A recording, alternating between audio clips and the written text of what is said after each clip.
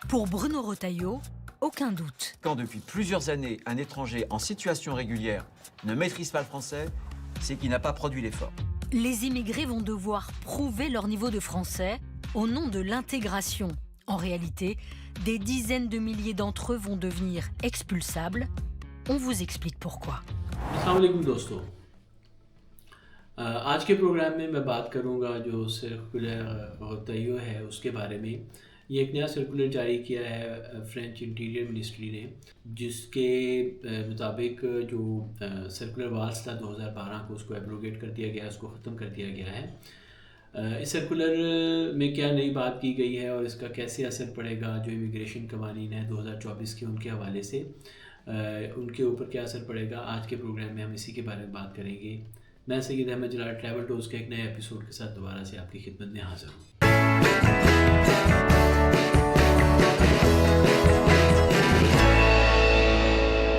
तो दोस्तों 25 जनवरी 2025 को जो फ्रांस के नए इंटीरियर मिनिस्टर हैं मिस्टर ब्रूनो रताइयो, उन्होंने एक नया सर्कुलर जारी किया है जिसको सर्कुलर रताइयो के नाम से पुकारा जा रहा है। ये सर्कुलर जो है वो जो इमानुएल वाल्स थे इंटीरियर मिनिस्टर फ्रांस के 2012 में, उन्होंने जो सर्कुलर जारी किया था सर्कुलर वाल्स, ये उसको ख़त्म करता है। बुनियादी तौर पे उसको ख़त्म करके उसके मुख्तलिफ जो हिस्से हैं उनके ऊपर असरअंदाज होता है। सबसे पहले मैं आपको सर्कुलर वाल्स के बारे में थोड़ा सा बैकग्राउंड बता दूं। मैं ऑलरेडी मुख्तलिफ प्रोग्राम्स में इसके बारे में आपसे जिक्र कर चुका हूं।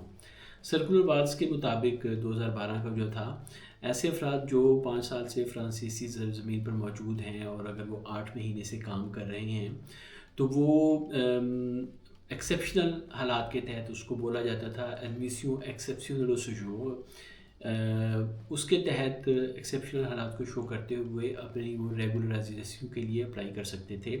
वो यहाँ पे titre de séjour या जिसको रेजिडेंट परमिट कहते हैं वो उसके लिए अप्लाई कर सकते थे। उसके साथ साथ ऐसे अफराद जो फ्रांसीसी सरजमीन पर 5 साल से मौजूद हों और उनके बच्चे अगर 3 साल से फ्रांस के अंदर ज़ेर तालीम हैं तो वो अफराद भी इसी एडमिशन एक्सेप्शनल ऑफ séjour के तहत, जो सर्कुलर वाल्स था उसके तहत वो रेगुलराइजेशन के लिए titre de séjour के लिए अप्लाई कर सकते थे। बुनियादी तौर पर ये सर्कुलर जो होता है ये बेसिकली कानून नहीं होता। ये एक तरह से आपसे कह दें कि ये कानून को इंटीरियर मिनिस्टर के पास एक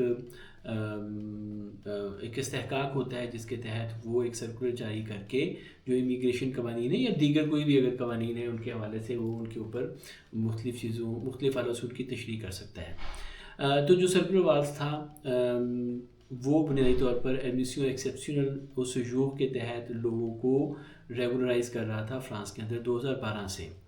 जनवरी 2024 में फ़्रांस ने नए इमिग्रेशन कवानीन जारी किए थे, मंजूर किए थे, लेकिन सर्कुलर वाल्स जो था वो बदस्तूर कायम था, वो उन कवानीन की वजह से ख़त्म नहीं हुआ था।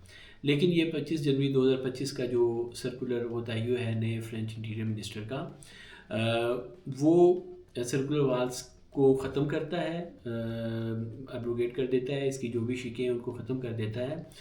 जो काम के हवाले से अगर आप फ्रांस के अंदर मौजूद हैं कुछ अरसे से और काम कर रहे हैं और काम की बुनियाद के ऊपर titre de séjour या रेजिडेंट परमिट अप्लाई करना चाहते हैं तो उसके ऊपर जो जनवरी 2024 के इमिग्रेशन कवानीन हैं उनका इतलाक़ होगा।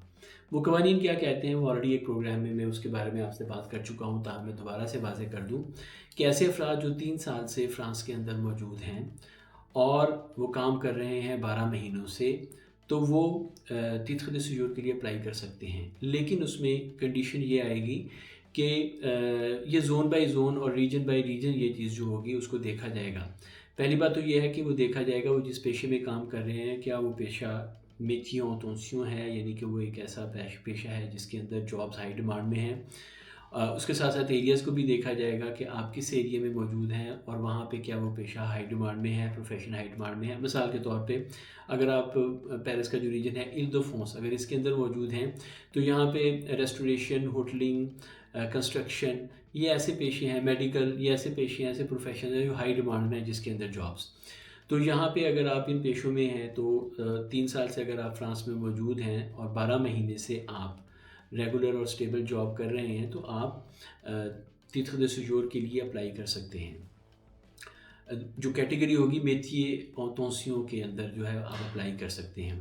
اسی طرح اگر آپ کسی ایسے ایریے کے اندر موجود ہے جہاں پر ایگریکلچر میں جابز ہائی ڈیمانڈ میں ہیں تو وہاں پر آپ اس سیکٹر کے اندر یہی قانون آپ کے اوپر اپلائی ہوگا. اگر آپ کسی ایسے ایریا میں جس کے اندر فشریز کے اندر ڈیمانڈ ہائی ہے تو یہ آپ کو پوری ایک لسٹ مل جاتی ہے پورے فرانس کے مختلف زونز کی جیوگرافک اور اس کے ساتھ ساتھ مختلف پروفیشنز کی, جہاں سے آپ کو پتہ چل جاتا ہے کہ آپ کس ایریا کے اندر ہیں اور کیا جس پیشے سے آپ منسلک ہیں وہ ہائی ڈیمانڈ میں ہے یا نہیں ہے. دوسری طرف اگر ہم آئیں جو باقی کیٹیگریز تھیں سرکولر والس کے اندر, تو ان کی مدت کو بڑھا کر 5 سال سے 7 سال کر دیا گیا ہے. سپوز اگر آپ فرانس کے اندر 7 سال سے موجود ہیں اور آپ کے بچے 3 سال سے اسکول جا رہے ہیں تو بھی آپ تیتر دے سیجور کے لیے اپلائی کر سکتے ہیں. اسی طرح آپ کسی ایسے پروفیشن کے اندر ہیں جو ہائی ڈیمانڈ میں نہیں ہے اور آپ 7 سال سے فرانس کے اندر موجود ہیں اور کام کر رہے ہیں 12 مہینوں سے یا 8 مہینوں سے, تو اس کی بنیاد کے اوپر بھی آپ تیتر دے سیجور کے لیے اپلائی کر سکتے ہیں.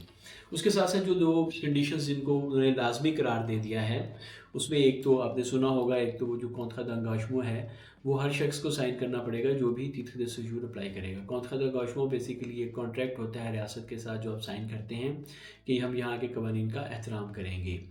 اس میں یہ ضروری کر دیا گیا ہے کہ جس وقت آپ اپلیکیشن اپنی سبمٹ کرتے ہیں اسی وقت یہ کونترا d'engagement آپ کو وہاں پہ سبمٹ کرنا ہوگا اپنے سگنیچرز کے ساتھ. اس کے ساتھ ساتھ لینگویج منیمم جو A1 لینگویج ہے ٹیمپریری کارڈ کے لیے اس کو ضروری قرار دے دیا گیا ہے. یہ 2 کنڈیشنز ہیں جو ان کے ساتھ مزید منسلک کر دی گئی ہیں. تیسری بات جو ہے سب سے امپورٹنٹ ہے وہ یہ ہے کہ جس وقت اگر آپ کا کوئی ڈیسیجن آتا ہے آپ کی ڈیمانڈ کے اوپر, آپ کی اپلیکیشن کے اوپر, اور اگر وہ ڈیسیجن خدا نخواستہ نیگیٹو ہوتا ہے تو وہ ڈیسیجن صرف یہ نہیں ہوگا کہ ہم آپ کو کارڈ دینے سے انکار کر رہے ہیں بلکہ وہ آٹومیٹکلی وہ OQTF ہوگا. OQTF میں پچھلے پروگراموں میں ذکر کرتا رہا ہوں جس کو اوبلیگاسیون دی کیتے territoire français یا جس کو عرف عام میں ہم سختی لیٹر کہتے ہیں, ملک چھوڑ جانے کا لیٹر کہتے ہیں, تو وہ آٹومیٹکلی وہ ڈیسیجن جو ہوگا وہ سختی لیٹر کا یا OQTF کا بھی کام کرے گا. علیحدہ سے پریفیکچر آپ کو OQTF جاری نہیں کرے گا. یہ بھی اس چیز میں اس پچھلے سال جو قوانین آئے تھے ان میں بھی اور سرکولر کے تحت اس کو بھی واضح کر دیا گیا ہے کہ وہ ڈیسیجن ہی آپ کا OQTF بھی ہوگا. تو یہ چند باتیں تھیں سرکولر غتویوں کے بارے میں. مزید اگلے پروگرامز میں آپ کے ساتھ کچھ اور انفارمیشن شیئر کریں گے. تاہم چلتے چلتے میں ایک اور چیز کی وضاحت کر دوں جو مجھے اکثر کالز آتی ہیں اور لوگ پوچھتے ہیں, وہ ہے کیا لا بینک پوسٹال بند ہونے جا رہا ہے.